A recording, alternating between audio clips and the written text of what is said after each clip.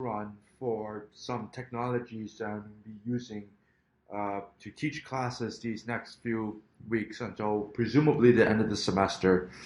And so hopefully all of this will translate well into live streaming through WebEx. But I have, you should be able to see my screen here. I have my uh, my iPad, which my wife was using right here. I got it. Oh,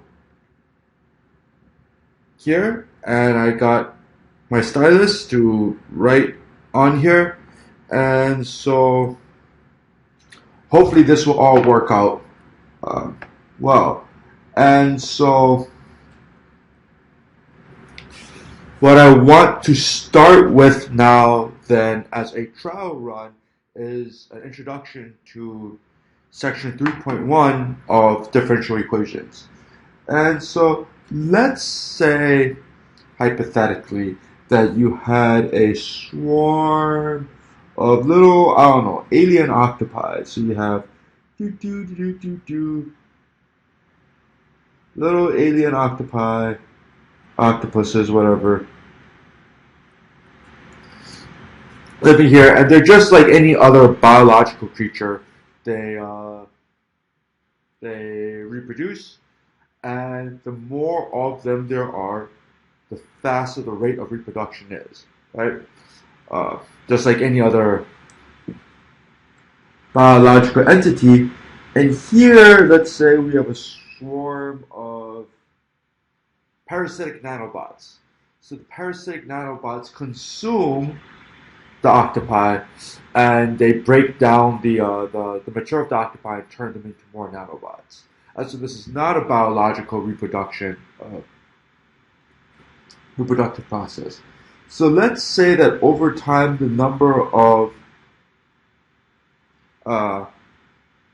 octopi is x of t, and the number of the nanobots is y of t, and as is usually the case here, I'm going to suppress the of t's and just call them x and y, and we will understand that that means of t. So let's see how, let's draw up some differential equations to represent how these two populations might change in value over time. So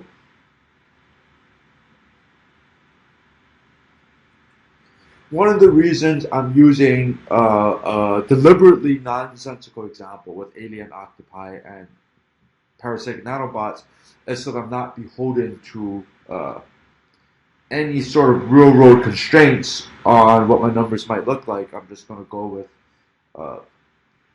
numbers that represent these things and how something like this could look, but easier for us to work with by hand. So let's say the rate of change of the octopi is first and foremost some function of the octopi. It's like it's change per month or something like that. It's twice the current population of the octopi per month. And again, this is probably really large for a real life species, but it's made up, so I don't care. And similarly, let's say that, so that's how fast it grows. And if there weren't any nanobots, then we'd just be done, and that would be our differential equation. But there are nanobots, and those nanobots are consuming and depleting the octopi, and the more nanobots there are, the faster the octopi will get depleted.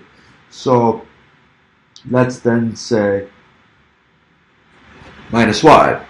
That's right. The more nanobots there are, uh, the less this population grows, or the faster it's depleted. And these two are the competing forces which control the population of the octopi. Now, on the other hand, we have the population of the nanobots, y, and how do they change over time? Let's say then that their rate of change is dependent only on how many octopi there are. The more octopi there are, the more of them there are to be consumed, and then the greater that population is. And so in a really, really, really simplistic version of this model, let's just say that that is going to be um,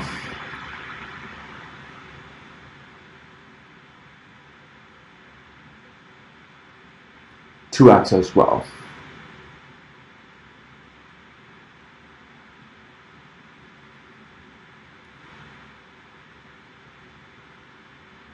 And so what we want to do then, as usual, is to uh, find a general system solution to the system of equations, right? Some sort of expression for x as a function of time, and some sort of function for y as a function of time, and naturally,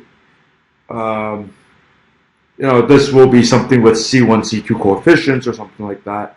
And if we had initial conditions, like you're told how many of the octopi there were to start with and how many of the nanobots there were to start with, we could solve for the specific system of equations. So we'll talk about a more general way to look at and solve these things. But for now, let's just look at it with ad hoc methods and see if we can't use what we already know to solve something like this. So whenever you have a two-variable, two-equation problem, say in regular sort of systems of equations without derivatives, one of our strategies is to try to rewrite these equations so that they are just equations of one variable.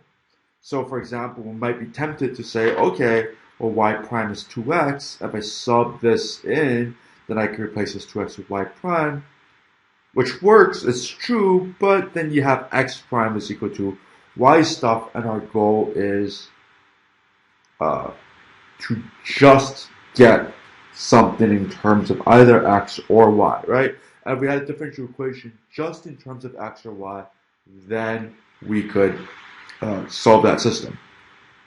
So something worth noting is that, all right, this is the only y term in this first equation. If I could somehow turn this into y prime, then I could sub this 2x in, and this first equation could just be an x expression. It's like, well, how do I turn y into y prime? I can do that by differentiating with respect to x, right? And so by differentiating with respect to x, this whole first equality implies that x double prime is equal to 2x prime minus y prime, right? Those are both functions of t, and that leads us to x double prime is equal to 2x prime minus 2x, right? And now this is a second order homogeneous differential equation of x as a function of t. So, all right, what we're claiming, of course, is that x double prime is equal to 2x prime minus 2x.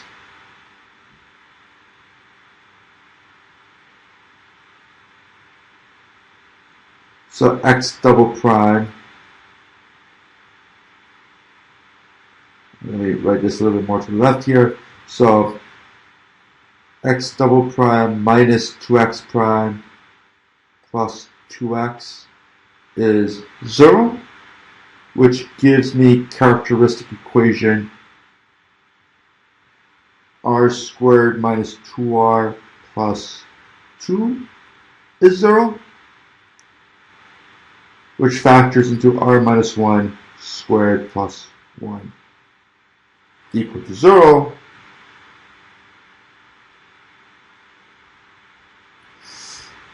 And so we get as a solution r equals 1 plus or minus I. Alright? And so that gives us as a general solution to what x is as a function of t, it's going to be c1 e to the t cosine of t plus c2 e to the t t sine of t. All agree? Good. I don't know why I asked that. There's no one on the other end of this thing yet. So that's x as a function of t, and what we know is that y prime is twice that. So this implies that y prime is 2c1 e to the t cosine t plus 2c2 e to the t sine of t. And so y then itself is some that looks way more like a 5 than anything. It's going to be some antiderivative of all of that, which I'm not really going to do because these are going to be really hellacious parts integrals that I don't feel like doing right now, but we get the idea of how one hypothetically could go about doing that.